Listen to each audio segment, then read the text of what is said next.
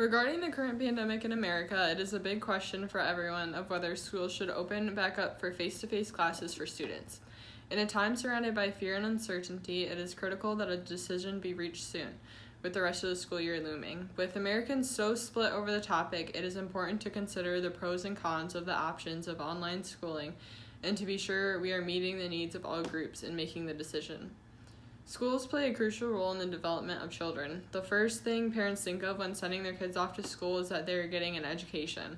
While some parents may be completely able to stay home with their children and help them learn all of the content from their classes, there are a lot of parents who probably don't have the understanding or capability to thoroughly teach these subjects to their children.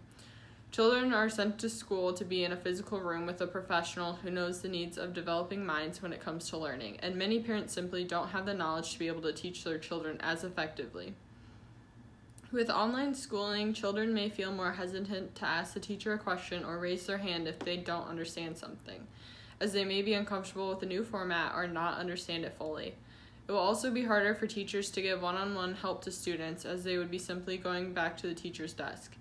Now, any questions will likely be in front of the whole class, which I know would discourage some from asking questions.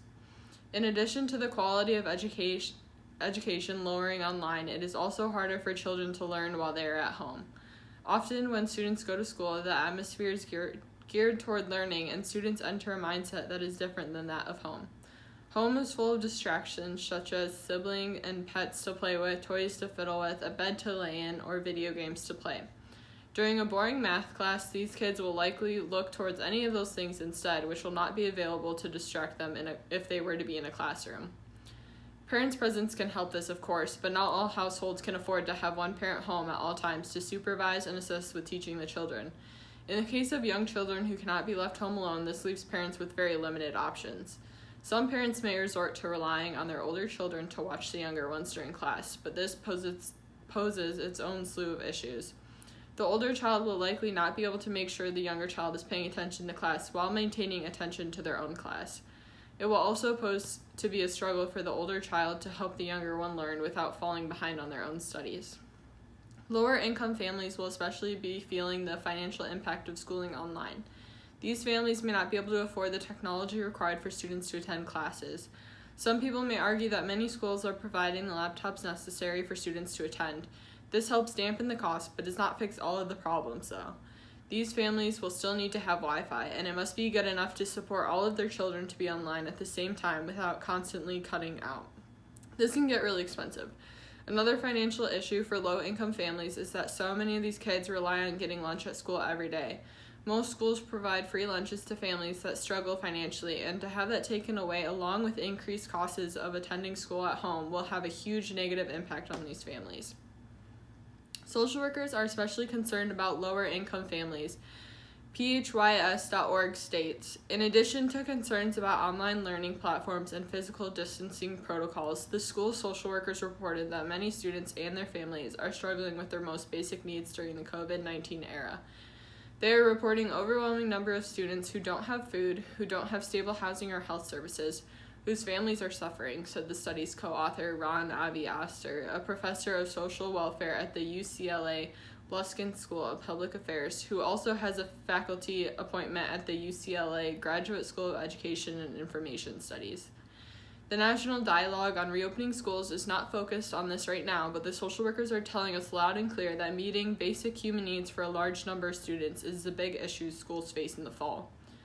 An act under the 133rd General Assembly, House Bill 164, relates to laws granting the state of Ohio with assistance and guidance for the circumstances of opening schools during the COVID-19 pandemic.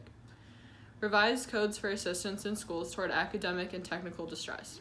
While the confusion of going to school and not having enough material for a safe environment, codes and regulations give grants for specific remodels and scenarios, entitled by the General Assembly 133rd under section of HB 166, Educational Service Centers funding. This includes vocational school districts, private treatment facilities, community schools, STEM schools, city, local, and exempted village school districts. For example, funding up to Funding up to $40 million in each fiscal year should be reserved to fund the state reimbursement of educational service centers, specifically for the reason of school improvement initiatives and for a provision of technical assistance to school and districts. Some district quotes would be $350,000 should be used by the Department of Education for programming funded through Student Success and Wellness. If schools are going to be open for face-to-face classes, it is important that many precautions are taken to keep children and workers as safe as possible. The CDC makes several recommendations for schools looking to open back up to their students. These include implementing preventative measures such as requiring face coverings, social distancing, and frequent hand washing.